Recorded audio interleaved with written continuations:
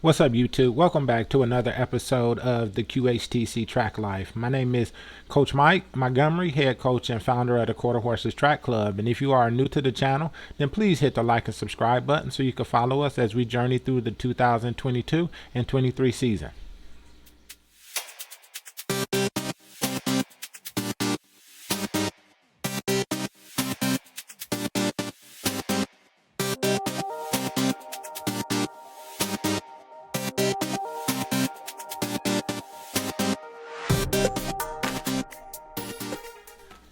So in episode 1, I did a high-level overview of the track club. I talked about its origins, the mission, our vision. I talked about things that are unique to the track club, that I think are unique to the track club, like how we're a 400-based program. So every athlete in the program runs the 400. We have athletes who run the 124. We have athletes who run the 248, and we also have athletes who run the 4815. We also have hurdlers, jumpers, and throwers. So we have a traditional setup, but our primary training model is the 400-meter dash.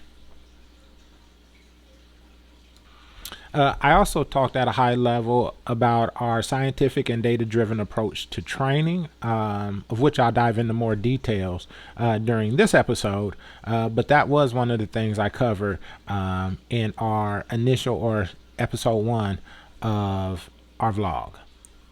Another topic I discussed was how we kept the team small. What we try to do in the program is we try to keep the team small, but we also like to have diversity on the team. And it's diversity in gender and diversity in age groups. So what I don't like as a coach is I don't want to be too top heavy where I have to go out and recruit every year because I have athletes graduating. But I also don't want an abundance of small kids, because when you deal with small children, their training maturity obviously isn't nearly as high. So their training maturity and their overall maturity is not nearly as high. So you spend a lot of time just trying to manage the kids as opposed to training them. So for me, what works best is to have a variety, to have some older kids, some younger kids. The idea is I have kids in the pipe so that as the older kids graduate out, the younger kids will come up through and they should be ready by the time my older kids come out. And so the idea is I have high schoolers, a fair amount of high schoolers, a fair amount of middle schoolers, and a fair amount of younger kids or elementary school kids. In episode 1, I also talked about how, as a program, we're heavily driven on preparing kids for college. The goal of this program is to make sure that the transition from high school to college is as seamless as possible. We want our kids to go into college prepared, a lot of times with the track terminology, with a high training maturity and just a high IQ in regards to the sport of track and field. So in this episode, I want to talk about how we set our athletes up for long-term success by leveraging technology and analytics. In order for us to do that, we're going to have to venture over to an application that I built called PORT. PORT is an acronym for Progressive Overload and Recovery Training. If those terms sound familiar to you, it is because those terms are essentially the best practice in the fitness industry in regards to managing an athlete's growth. The only thing I did was take those best practices or that methodology in general and put it in the technology, so I'll be able to grab the information and the data I need on a more consistent basis and from an automated standpoint. So I have a saying as a coach that in the absence of data, in the absence of concrete evidence, you let the data tell the story. What that means is that as a coach, unless you are 100% positive that your athlete can perform at a certain level at a certain time, you have to use their practice data to be able to predict or extrapolate how that athlete should perform, best case scenario. Now, obviously, there's going to be external factors that will go into an athlete not performing at the level that you expected them to perform at, but if you remove those external factors or those unknowns, then your practice data or your training data should give you a fair idea of how your athlete is going to perform at a given moment. So as I alluded to earlier, using technology and analytics in our training methodology is a very potent weapon in the quarter horse's war chest. The one thing using data or using a scientific approach to training allows us to do is it allows us to ask the question, why? Why are we doing this? Is the technique that we're using now applicable? What does science say about it? Is there a more efficient way or a better way to do it? Asking the question why as a coach is a critical element in the journey to becoming a great coach. All the great coaches, regardless of the sport, tend to have more scientific minds because they're always asking why. Why? Is there a better way of doing this? Is there a better way of accomplishing? Is there a better, more efficient way of accomplishing this time? Accomplishing this task? And that's what science and data allows you to evaluate and to make a reasonable assumption on your approach. Now, the question why can definitely be dangerous because it forces coaches to grow. It forces people to grow. It forces people to rethink approaches. As humans, we typically don't like change. And that's what asking the question why forces you to do, especially if you need to back up that reasoning with data or with science. The reason why I am so dead set on using analytics technology in my training is because I graduated high school in the 90s, so I'm almost 20 years removed from playing any type of sports. And so, just in the field of sports and performance, science has grown by leaps and bounds with its understanding of how the human body operates or functions or the most efficient way to train.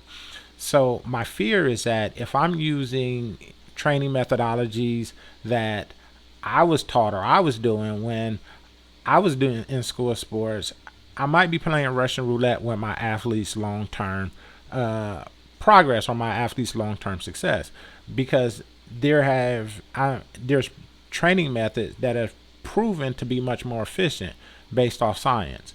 And so, for me, leveraging data, science, and technology in my methodology, in my training methodology, only makes sense and only puts me in the best position to be more efficient as a coach. So to prove my point, let's look at this guy. I'm a Cleveland Browns fan at heart. I also rep the O State, so don't hate. But let's look at this guy. This guy is Myles Garrett. He's a defensive end for the Cleveland Browns. As you can see right here, or you probably can't see it, but he's 200 and he's almost 275 pounds. He's a defensive end, world-class defensive end. Now, admittedly, he is a freak of nature, and most people just aren't built like him. But look at what this guy can do at 275 pounds. This is a 64-inch jump box. Now, I don't know what that works out to be. 12 times pi. Fuck! What is 12 times pi? What pi? What is pi? 4? Okay, let's put that back in the table. So this is 5 feet, right? This is a 5 feet jump box. That's a big ass jump box. Watch this.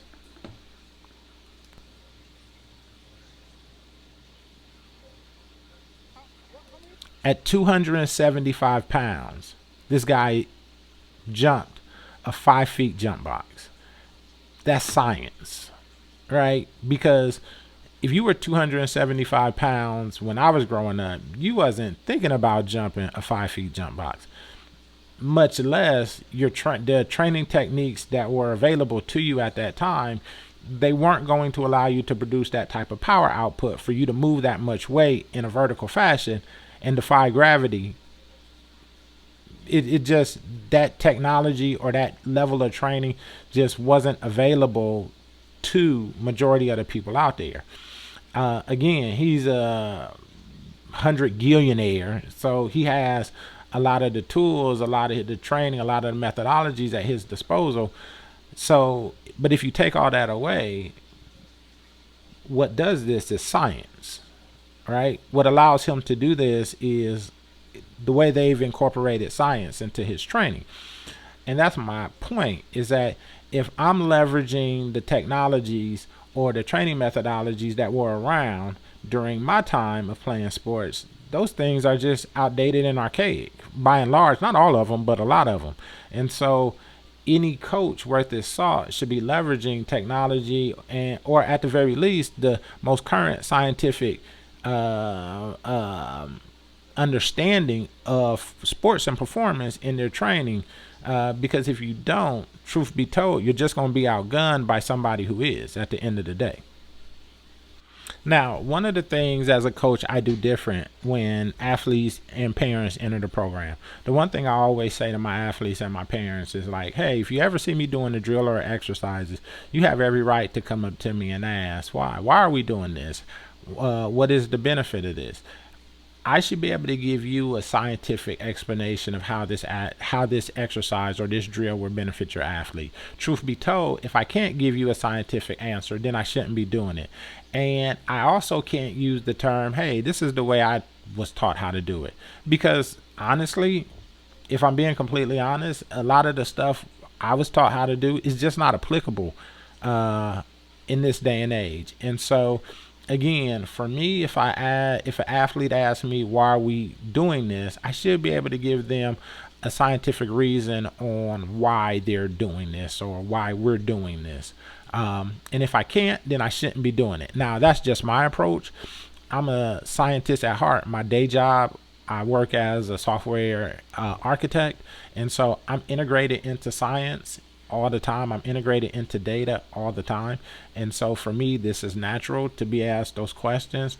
But allowing parents and athletes to ask me why, number one, it does two things. It keeps me accountable because at any time an athlete could ask me a question, so I need to be on my game in regards to understanding why we're doing something. But two, and probably the biggest thing, it helps them understand why we're doing something. And it helps them learn and it grows their training maturity. For example, one of the things every year I get asked by an athlete, especially a high schooler, they come up to me and they say, "Hey, Coach Mike, and before let me put this caveat in here or this disclaimer: school coaches, please don't come for me because I'm not throwing you up under the bus, so don't come for me. It is just a question, and to be honest with you."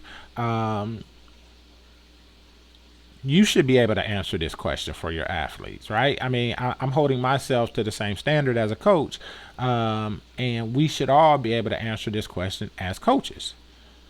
But so, with that being said, I always have a high schooler typically come up to me and say, "Hey, Coach Mike, my school coach said I should run cross country. Um, do you think I should do it?" And my question to them is always, "Why?" And they're like, "Well, my school coach," and they always have an answer. "My school coach said I need to get in shape. It's going to help me get in shape." And I always ask them, what is the definition of shape? Or the definition of fitness? But I don't just ask them that question. I say, dive a little deeper. In the confines of your event, what is the definition of fitness or the definition of shape? So, for example, if you are a So, for example, if you are a 400-meter runner and you're a girl and you run 57 seconds, looking at this chart, the first 1 to 4 seconds of your race is anaerobic ATP. The first 4 to 10 seconds of your race is ATP plus CP. 10 to 45 seconds is anaerobic ATP, CP. This is kind of getting into the weeds, but if we get here at 44 seconds, at 50, if I said you ran 57 seconds, at 45 seconds to 120, you're in the anaerobic to lactic energy system. You don't even touch the aerobic energy system until 2 minutes. But my point is that when an athlete asks me, "Hey, can I do cross country?" and I ask them why, and I say, in the confines of your race, and you're a primary 400-meter runner, you're running cross country. your definition of shape is different than the definition of shape for, let's say, a 800-meter runner. Because at 800 meters, if you run 2 minutes, you are in the aerobic energy system. But for a typical 400 meter, you're not even touching aerobic yet. So why are you doing aerobic training for an event that's not even aerobic? Now, again, I'm not crapping on anybody. I'm not crapping on the coach, because everybody has their own training methodology. So, coaches, please don't come for me. But these are the questions that I want my athletes to ask. This is what coaching is, right? This is what science does. Is science forces you to ask why. Why are we doing this? Does it make sense?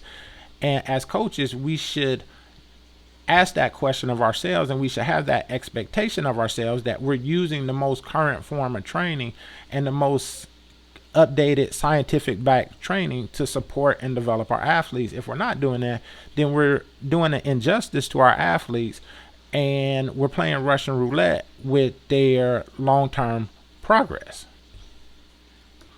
Now, so let's get back to talking data. And what does data do? Data allows us to establish a baseline for which we train our athletes. What does data allow us to do? Data allows us to do several things. One of the things, it allows us to establish a baseline for how we train our athletes. So in truth, you really can't measure progress if you don't have a starting point. And that's what data or metrics or analytics allows you to do. It allows you to establish a starting point. It allows you to systematically measure progress. The next thing data does is it allows you to manage expectations of both your the parents and the athlete. The next thing data does is it allows you to manage expectations of your parents and athletes, which is great, because in general, and this is one of my other points, it allows athletes to run against a time and not a person. So I don't want success, at least in the quarter horses, to be binary. And when I say binary, I mean by simply, I don't want success to be defined by simply winning or losing. There's a couple of reasons for that. One, I can't guarantee that. I don't know what another team or another athlete is doing. And so I don't know if every time I go out there, we're going to win. I just can't guarantee that. That's an unrealistic expectation for any coach. But two, there's many times where, based on the athlete, where they're at in their fitness journey or in their performance journey, winning may not necessarily be a realistic expectation. But I can tell you this, although winning in many cases is not a realistic expectation, progress should always be the expectation. And so I'm a firm believer, for myself and the quarter horses, is that data helps me to manage the expectation of both the athletes and the parents. One of the bigger things I think having data allows a person to do, or a coach to do, is it allows the coach to identify issues early in the process. So I'm a believer that the best coaches aren't always the coaches who get it all always right. The best coaches are the coaches who get it wrong earlier than everybody else. What? Bro, what are you talking about, man? Bro, I'm out, man. Let me make that make sense, because I know you're like, what in the hell? But think about it. The sooner I know something is wrong, the sooner I can put corrective action in place. The worst thing you could do is know that your training plan wasn't shit at competition day, right? When you get out there and your athlete get blown out, that's when it's a bad time to realize that your training plan wasn't working, right? When I always say, as a 400 meter, and I ran the 400 meters, the loneliest place in the world is the backstretch of a 400. Because it seems like it takes forever to get down that backstretch, especially if you're in Georgia, which that's where I'm located, and it's 100 degrees on the track, and the track has the little waves coming off because you could actually see the heat, and you just back there by yourself just running. You don't want to find that out. You don't want to find out where you're at. You don't want to find out that your training plan didn't work on the backstretch of a 400. That's just not a good look. So Having data allows you having data allows you to identify if there's an issue with your training or the athlete's performance early in the process, so you can put corrective action in place to right the ship before you hit the iceberg. So let's get to the app. So once we log in, I'm taken to a dashboard. So this dashboard provides a high-level overview for the coaches to kind of see everything about their training plan, or a lot of stuff about their training plan. So to the left, you just have your typical options where you can see the athlete, you can see the calendar, and you can see configurations that's kind of specific to the application. Across the top, you see training plans, workout, exercise, events, yada, yada, yada. Reports, training app, and a guide. We do have a training app that we use when we're out at the track. I use it to grab the workout or grab the training plan for the day. I also use it to track absences or attendance, and also to track just like performance data for that. Here, this is my statistics section, which allows me to, at a glance, go check how my athletes have been trending over the years. So this particular athlete I've had forever. And so I'm able to track that athlete and how that athlete has performed. For most of the athletes in the quarter horses, I've had them for years, so I'm able to track all their progress over the years because I've been essentially doing this for years. So I'm able to track all their progress for years. What this allows me to do at a glance is to identify if I'm seeing a trend in regards to the athletes, and I can identify if something is going wrong, and we can put corrective actions in place as quickly as possible. Down here, you'll see a breakdown of the workout type. So for me, we're a 400 base team, so it's not uncommon to see most of my workouts to be lactic, because that is one of the big energy systems that drive the 400. You'll also see aerobic threshold, muscle endurance. Now, this is supposed to total up to 100. The reason why you don't see it is because I do have workouts that I haven't actually went in and classified yet. And so I need to go in and do that. And then once I do that, you'll actually see this fully populated. These are the most recent training plans in 1970. I know that's wrong. I need to correct that date. And this is my to-do list. So when an athlete hits their yearly goals, we'll get to that in a few minutes. It pops up here, and so I can go in. It just alerts me to go in and adjust that athlete's goal for that given event.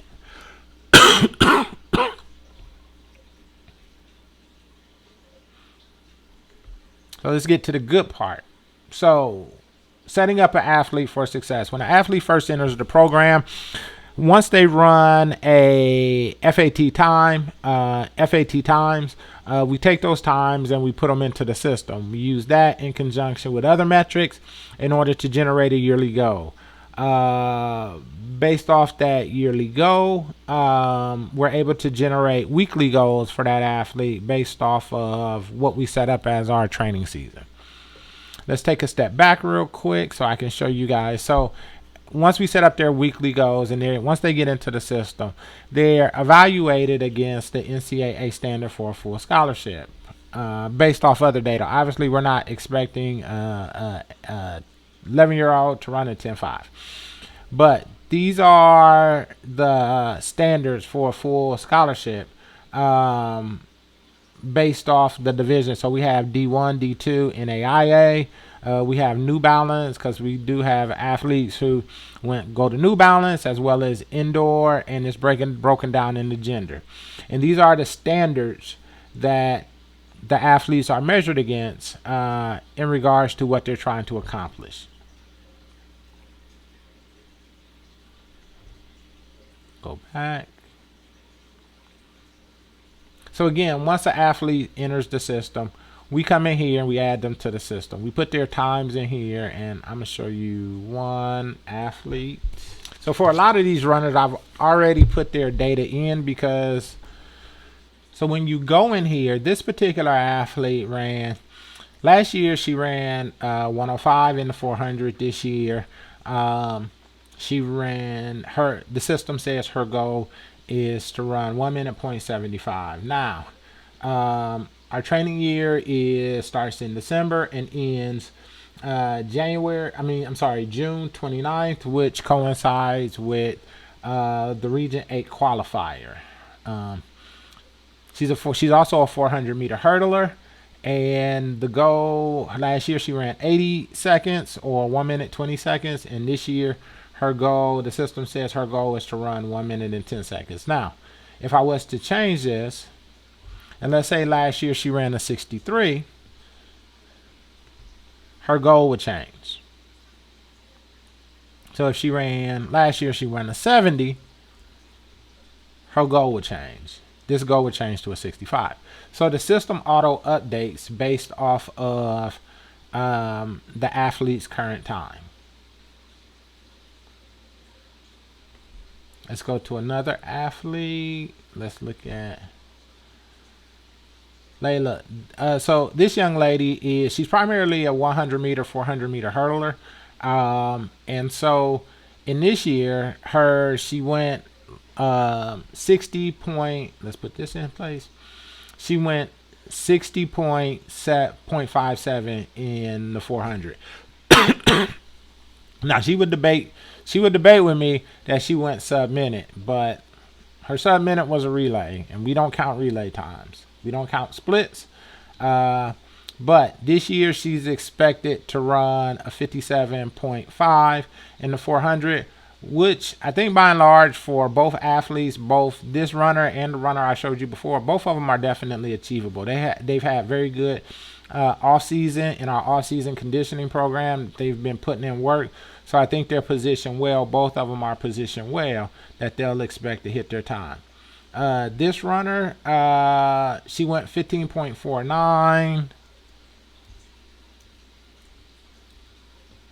In the hurdles, yeah, this is a 15.75. So this is something's wrong with this. So I need to fix this. I don't know why that one's doing that. In her 200, she went 26.1. Her expectation this year is to go 25.08. In her 400 hurdles, she went a 108. Her expectation this year is to go a 104.3. Again, her training year is December to June. So for most of our younger athletes, for most of our older athletes, they tend to go through this cycle one time a year. But the next athlete I show you is actually a sixth grader. And so I've already put her times in. So last year, her best time was a 14.98 in the 100. This year, as you can see, her goal, go back. Her goal is a 14.46.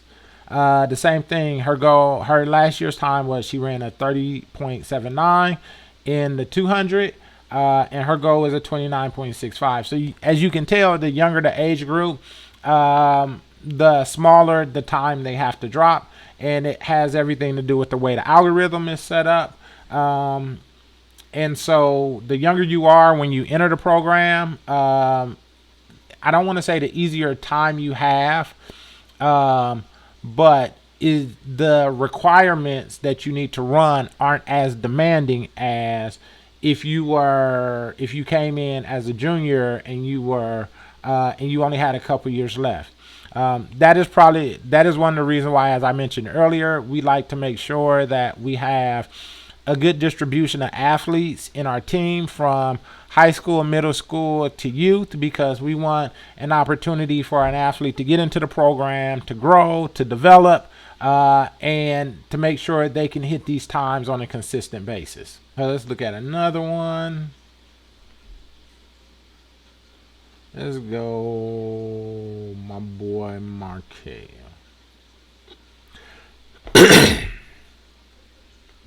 So last year, Markel went 11.83. This year, his expectation is to go 11.1. Last year, he went 24.01. His expectation is to go 22.63.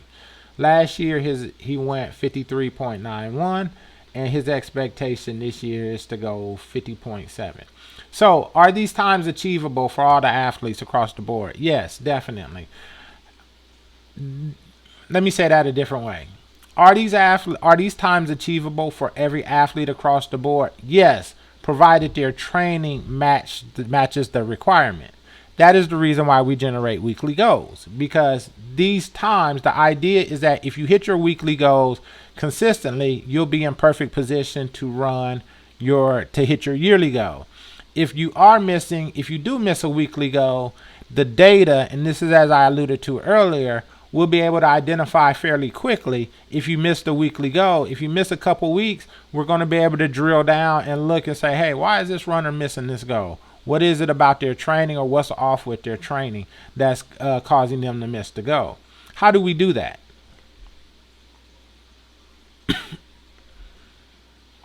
So when I generate a training plan, I generate a training plan based on the event. I also set up meso, macro, or micro cycles. We work in 12, 8, or 6 week increments, so we never have a 6 day. We never only set up our training for 6 days, just because the body doesn't tend to respond to a stimulus in that short a time. So we usually work in 12 week, 8 weeks, or 6 week increments. Now, for any training plan, we can set up the number of intervals we want. That is how we're timing it. So in a 400, we may have 4 intervals. In a 200, we may have 3. In a 200, we may have 4 intervals. It just really depends on the workout. They kind of break the workout up into intervals for us. The group size is the size of the group we want. So if you have a team, obviously you're not one-on-one, so you're going to have a group of kids running. You want to make sure that your group of kids are all running times that are similar. That way, each child in that group is getting pushed and appropriately. I don't believe in the concept of saying, hey, all 12-year-old kids, or if you're a 12-year-old boy, you're in this group. If you're a 12-year-old girl, you're in this group. What tends to happen with a lot of teams, especially the bigger programs, is if they don't have data at their disposal, what they do is they just kind of group the kids off of something common, maybe age, gender. But what that means is that for some athletes, depending on the time you give, for some athletes, that time may be too slow for them to work on in the specific energy system that you're targeting. Or for some athletes, that time may be too fast. So if you say all 12-year-old boys, and you got one 12-year-old boy, let's say running an 11.5, and you got another 12-year-old boy running 14, if you give a training time of, let's say, let's use a 200. 200 is a better example, right? So if you have one 12-year-old boy, let's say running 24.5, and you have another one running 27.5. If you say, hey, you guys got 5 200s, this is a speed endurance workout. You guys got 5 200s with, let's say, 5 minutes recovery, and you need to run it in 26 seconds. I said one was 24, the other one is, let's say, 27. And you give them a training time of 26 seconds. Theoretically, the 24-second guy is running an endurance workout. His workout is actually endurance because the time is so slow. But the 27-second guy is actually running a speed workout. So even though theoretically you're putting them on the track to run the same workout, they're essentially, because of their performance level at that time, they're essentially doing two different workouts. So what you may see is that the recovery time for the 24-second, he's recovered. He's able to nail his times, right? And the other one, the 27-second, he's struggling to keep up, especially with little recovery, because for him, his workout is more of a speed workout, and for the 24-second one, his workout is more of an endurance workout. That's the reason why you have to set up your groups properly. That's the reason why, as the quarter horses, we set up our groups properly.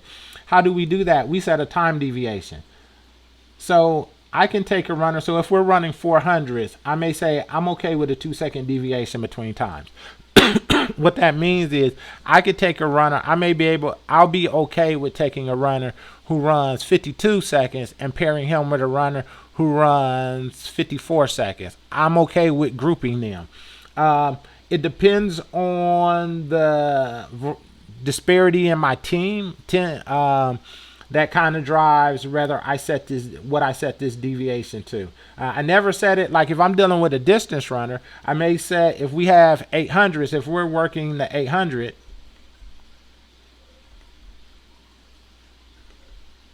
I may set a time deviation of 10 seconds. So what the system will go do is when it groups athletes, it may say a runner who runs a 240 can be paired with a runner who runs a 230.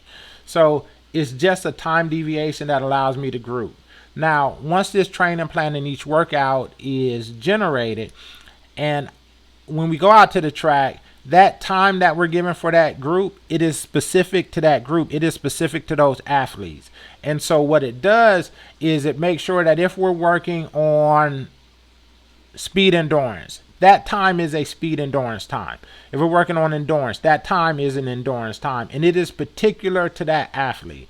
What I'm also able to do to ensure is when I'm looking at the app, I could actually drill down for each athlete in a particular group and identify, okay, what was their training time for today? So I'm able to match to make sure that training time, that group time, is in the range of their training time, of their individual training time.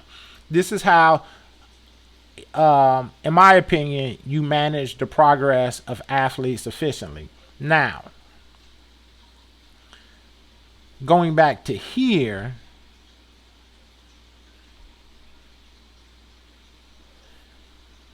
again, as I alluded to earlier, if you train your athletes with times are achievable as long as they're training to meet those times. Now, I can't go out and say, hey, I want you to run a 50.1, but I'm training you at a 53 time. It's unrealistic. So what we have to do as coaches is we have to make sure that our training times match what we're expecting from performance. That's the idea of PORT. PORT is progressive overload and recovery. You progressively overload them, you allow them to recover, and hopefully, if everything goes well, on the training day or the performance day, they're going to perform like you expect. But going back to it, and I know I harp on this a lot, and I'll be harping on this the whole season, you have to have data in order to accomplish this. Now, using another example, let's take Clyde Hart's 400-meter workout. So right now, anybody can go to Google. If you Google it right now, let me see. So right now, I can go and Google Clyde Hart's 400-meter training plan and probably download it.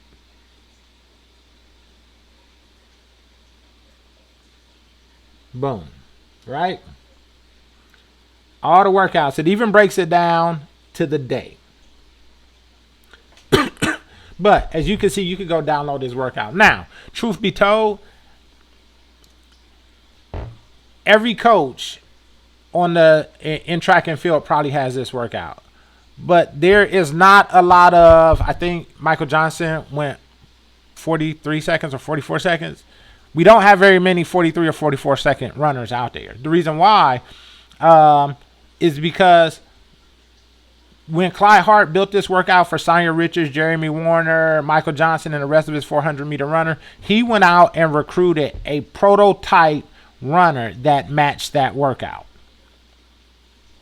He had a specific runner. At the youth level, you can do the same. You can go out and recruit a runner that matches your training plan. But to me, the benefit and the greatness in coaching is not necessarily recruiting a runner, but building a runner. That's the reason why I like to get younger kids. I like to have a mesh because I like to build them up. Now, in order to build, if you get a runner and you're willing to do the work to build them up, then you can build them to satisfy the training plan that you want. So for us, we train our athletes to run very aggressive backstretch in the 400. The one thing I know is that the backstretch is, for me, the alactic energy system. So what happens is majority of my workouts are, well, this allows, this page or this part of the system allows me to assign energy system percentage to a given event. So in my example, I set the alactic energy system for the 400 to be 12%. I set the power percentage to be 10% and the lactic to be 20%, and the muscle endurance to be 38%, and the power endurance to be 20%. So when the system generates a training plan, it is going to generate me a training plan that matches this energy system distribution requirement. And that's the reason why we can't work in 6 days or 7 days or a week, because there's just not enough days in 1 week in order to be able to satisfy this training requirement. But using a methodology like this, I'm able to build the athlete that I want, if that makes sense. So I'm not necessarily handcuffed to going out trying to recruit that athlete. I could actually build them. So for here, within reason, you can set up your 400 meter dash energy system distribution to be anything you want. And the system will help you generate that training plan for you. So when you're at practice, if you say, hey, I want my 400 meter dash to be 50% alactic, the system is going to generate you 50% of the workouts to be alactic. And so the time that is going to be assigned to those athletes running whatever distance they're running is going to be a time that satisfies the alactic energy system. So like in this example, for me, alactic is 90 to 95% your maximum effort. So energy systems are always a product of your maximum effort. The mistake I hear a lot of coaches make, is they assign energy systems to distance. Energy systems are not a product of distance. They're a product of time and intensity. So in this case, the alactic energy system is 90 to 95% of your max capacity. And it typically lasts 1 to 8 seconds in duration. There is a distance assigned. It's just an approximation, but it's anywhere from 15 to 50 meters. And then it also assigns the amount of reps you can do, and assigns the amount of rest that's required in order to fully replenish that energy system. And so for us, if you're looking at the alactic energy system, the time that will be generated will be 90 to 95% that athlete's weekly goal, and it is going to be a distance that satisfies the 1 to 8 seconds, if that makes sense. And that's the way we generate training plans for our athletes, and that's the way we set our athletes up for long-term success. Using data, using technology, using analytics to govern the training. That is the way. Now, going back to these guidelines, I wanted to touch on something. In my opinion, most athletes who don't get college scholarships, it's not because they're typically not good enough. It's because they're not good enough. They're not looking in the right place.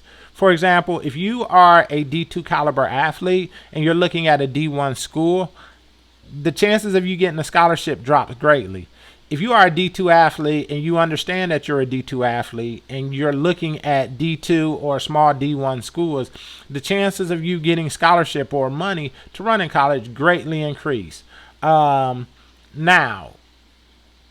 the key is understanding where you fit in and getting in where you fit in. I see a lot of athletes who are barely make D1, the D1 qualifications, and they're trying to go off to a D1 school, and all of a sudden they're not, you talk to them and they're like, hey, I'm not really running that school. Well, maybe the reason why is because, hey, you know what? Maybe your times are better suited for a D2 school. That way, when you go, you're just not on standby. You're actually going to be able to compete and enjoy being a college athlete. So this page we call S.C.O.R.E, which stands for Strategic College Oriented Recruitment Evaluator. And this is what we do to evaluate our athletes. This is what we evaluate our athletes against in regards to earning college scholarships.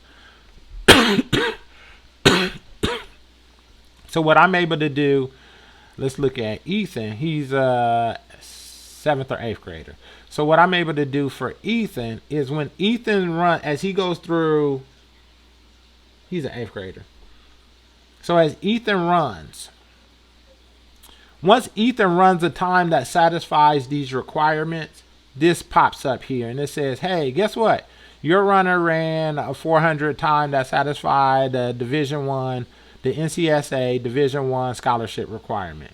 Now, does that mean that all of a sudden you run off and start looking at the UGAs and the LSUs of the world? No, it doesn't mean that at all. It just means that, hey, these are times that Division One schools are looking for. If you can stack a couple of these together, then maybe you can start. Then you can start having a legitimate conversation. But then you still may have a D1 time, and you may say, "Hey, you know what? I'm barely touching that D1 time. Let me go look at some D2 schools to see if I can get a little bit more money." Or you may say, "Hey, I'm a D1. I had one of my runners. He was running D1 times, and he was like, let me go and." He went to a smaller D1 school, and I think he got like $150,000 more dollars. It was a smaller D. It was D1. It was just a smaller one. And so, what this allows us to do is when an athlete hits the qualifying standard for a scholarship, it pops up here. I'm able to have conversations with the coach, with the parent, to say, "Hey, start looking at the colleges. These are the colleges you may be able to eyeball in." Again, here you'll see athletes' weekly goals. So this particular runner for the 200, he's set up to run a 26.1, December 15th, December 22nd, 26.13. As you see, it drops incrementally until hopefully, alas, we get to a 24.97. Now, if any one of these dates is off, the system will alert me. Usually, if it gets to 2 weeks, I start looking at the data and identifying why. What is it? Now, when I say looking at the data and identifying why, because I've broken the training plan down in based off energy systems, I can go back and I can look at an energy system and say, hey, you know what? This runner, their ATP energy system is off, and that's the first 50. So maybe we need to start looking at, in training.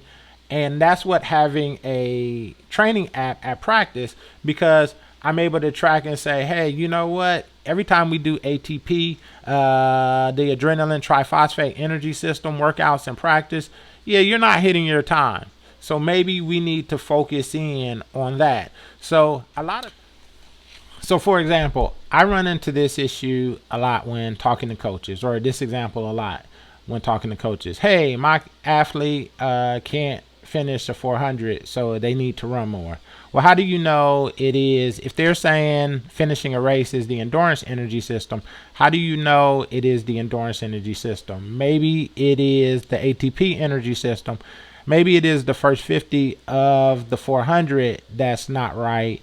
And so because they're going out way too fast, their ATP energy system isn't developed enough, they're going out too fast. That is blowing away the rest of their energy system. That is throwing off the rest of their energy systems. That is what having data allows you to do. It allows you to evaluate where your athlete's shortcoming is. It doesn't automatically, just because they're not able to finish a race strong, it doesn't always mean that the issue is the end of the race. More often than not, it may be transition points. It may be the first 50. It may be the backstretch. It may be some other energy system that's off. And so they're burning that out, and they're just blowing through their energy systems way too fast to finish the way they're expecting to finish. But the only way you can identify that and you can figure that out is if you use data properly. And that's why data is a valuable asset from a coaching tool standpoint. Another thing that data provides is growth or progression in the workouts. As the athletes get faster, so should their training times. What happens in many cases, and what I try to avoid, is that as an athlete, if an athlete was running an 11.5 and now they're running 11.3, their training time should be based off of that 11.3 and not that 11.5. If you're not careful, you don't use data at your disposal, a lot of times you can give what I call stale training times. And so that also kind of plateaus the athlete, not necessarily because they're slow or because they're peaked. It is just their training isn't as aggressive as it was in previous weeks because you haven't adjusted to training times. That is what a software like Port Coach allows you to do. It makes sure that your training times matches your athlete's goal for that week. Now, if they missed their goal the previous week, the system isn't going to adjust or increase the training time or lower the training time. It is going to keep it where it is until that athlete hits that goal and it can move forward. But what we don't want as coaches is we don't want stale data, because stale data is the death of an athlete, especially in regards to track and field. So in closing, using a scientific approach to training has actually been around for several years, but up until this point, it's only been accessible by either athletes whose parents had deep pockets or elite level athletes. Me being a software engineer in my day job, building something like this is in my wheelhouse. And to be honest with you, I don't want updated or scientific training methodologies to only be specific to a certain level of people. And I also didn't want finances to be a burden to high level quality training. And so for me, building something like this is critical for my athletes' long-term development. It's critical to make sure that they're growing and progressing in the way they need to be, and it's critical in making sure that they have a fair shot at earning a college scholarship. Well, that's it for week 2. Hopefully, if you guys like what you heard, then please hit the like and subscribe button right there. I think it's right there or right there, depending on what side I'm on. Hit the like and subscribe button so you can follow along, and again, sprint on over, hit that bell button so you can be alerted when we release a new episode. And until next week, I see you. Peace, love, and soul, and I see you at the track. Deuces.